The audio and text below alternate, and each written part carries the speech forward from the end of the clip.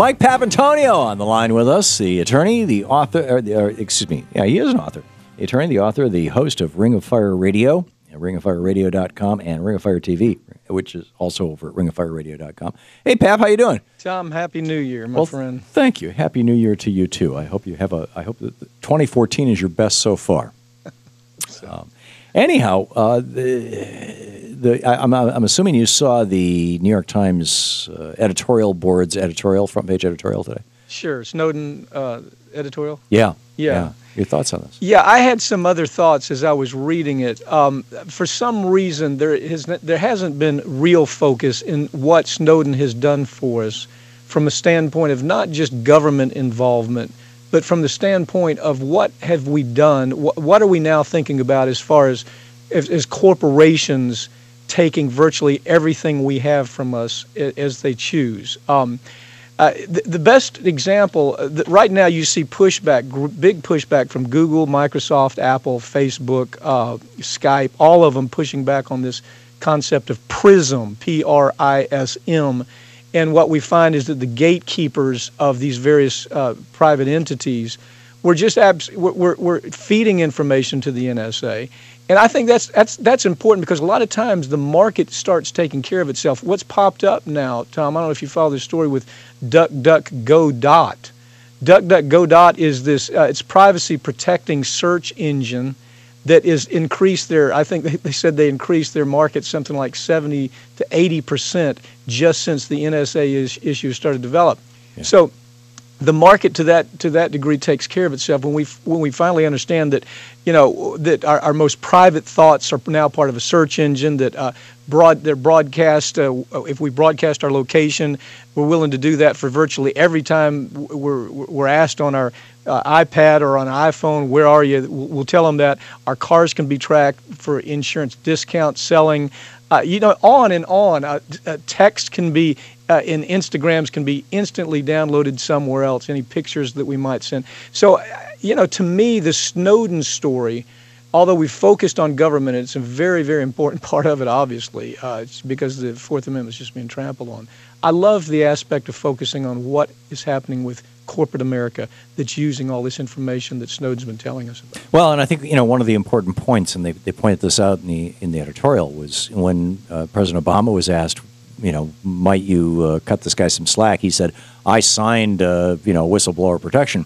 But Snowden was working for Booz Allen Hamilton, which was, you know, previously owned by the Carlyle Group, which was previously owned in part by the Bin Laden family. Mm-hmm. And he was not working for the U.S. government. So the whistleblower protection did not apply to him.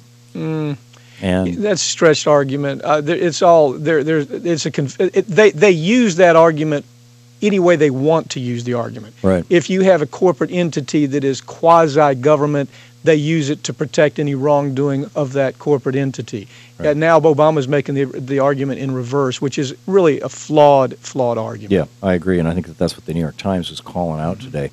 To what extent, I mean, 70% of the NSA budget privatized. To what extent do you think what we're seeing here is an analog to the private prison industry problem, which is where we took part of the commons, our prisons, and we turned them over to for-profit corporations, and all of a sudden we've got literally in the halls of Congress lobbyists whose paychecks are written by for-profit prisons lobbying for stronger drug laws and longer sentences for you know, pick your crime, you know, whatever the most common kind of crime they can find. Jaywalking. Let's start putting people in prison for jaywalking.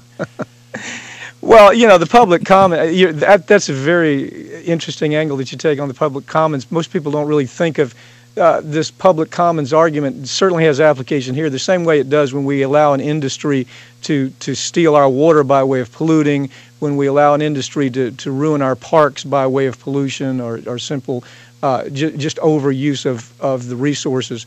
But right. This is a public commons kind of argument, and it hasn't been well articulated. As a matter of fact, you're probably one of the few people talking about that, Tom. Yeah, well, I think this is the most important part of it, is I want good spies working for my government, and I want them to be working for me, right? In other words, I want them to be government employees. Yes. I don't want them to be working for the Bin Laden family and the Carlyle Group, and as Ed Snowden was. And I don't want them to have the power the NSA arguably can lobby Congress. I mean, but they can't really lobby them the way that Booz Allen Hamilton can. They can't go in and make $50,000 campaign donations to somebody's 501 to their, what do you call it, super PAC. Whereas these private contractors that the NSA is handing billions of dollars off to, they're making these donations like there's no tomorrow. And still occupy. Your point being, if I follow you correctly, and again, it's a very interesting point, is that the analogy is it is occupying that part of a public common, which is we own that. This is ours. That's correct. It's like a university that we pay develop this new medicine, and then we give that thing that is part of the public commons to a private drug company. It actually goes beyond that. It's that there's actually a public good that comes out of spying, right? I mean, national security is a good thing. That public good gets corrupted when the process of spying simply becomes a way to make money. And the companies that are making the money doing the spying start lobbying for, oh, well, let us spy on this, let us spy on that, let us spy, and pretty soon you've got 70% of the NSA budget going to for-profit corporations when I think it should be 0% of the budget should be going to for-profit corporations. It should, none of this should be done with a profit motive. It should all be done with the national security motive. We keep what we develop. Do you mind if I use that argument? Please do. It's really a very clever, interesting argument. I think it's right. I think it's right on point. There's not a sense of, there used to be a discussion about public commons, whether it was the airways, whatever it was. We understood that there were certain things that we all are a part of and we all own. And I think if you take a look at everything that happened in the New Deal, I think there was a reemphasis of, this is ours. Yeah, and accountability as well. Accountability to and for that. Isn't that part of it? Yeah. Yeah. Yeah, absolutely. Okay, and then this passengers' laptops. Now, this young man, there was some flags, I suppose, this kid coming back from Canada, but what's the story with this? Well, I think you may disagree with me on this. I see this story a little bit different.